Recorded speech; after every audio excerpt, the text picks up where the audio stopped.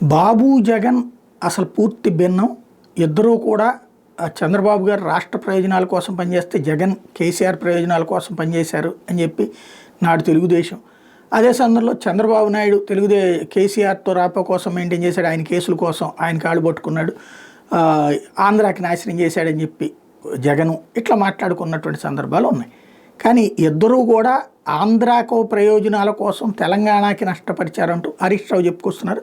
తెలంగాణకు అన్యాయం చేయడంలో చంద్రబాబు జగన్ ఒకే బాట. నాడు ప్రాజెక్టులు అడ్డుకున్నటువంటి బాబు నేడు నీటిని అక్రమంగా తరలించే యత్నం చేస్తున్నాడు. తెలంగాణ మీద ఆయనకున్న ప్రేమ నిజమైతే ఇక్కడ నిర్మిస్తున్న ప్రాజెక్టులు అభ్యంతరం లేదని కేంద్రానికి ఉత్తరం రాయాలని తెలంగాణ మాజీ మంత్రి సిద్దిపేట ఎమ్మెల్యే హరీష్ రావు డిమాండ్ చేశారు. కాళేశ్వరం ప్రాజెక్టుకు ఆపేందుకు 2018లో చంద్రబాబు కేంద్రానికి లేఖ రాశారని, పాలమూరు దిండి ఎత్తిపోతల పథకాలకు వ్యతిరేకించారంటూ మండిపడ్డారు.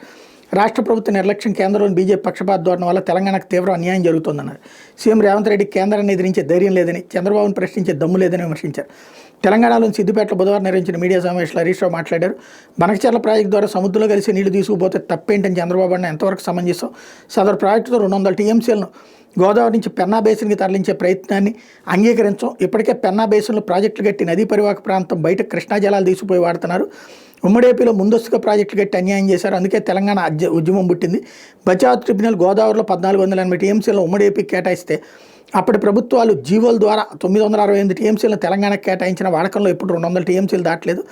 అందుకే కేసీఆర్ హయాంలో గోదావరి నదిని సద్వినియోగం చేసుకోవాలనే ఉద్దేశంతో కాళేశ్వరంతో పాటు సమ్మక్క సాగర్, సీతమ్మ సాగర్, వార్ధ ప్రాజెక్టులకు రూపకల్పన చేశారంటూ హరీష్ రావు చెప్పుకొచ్చారు.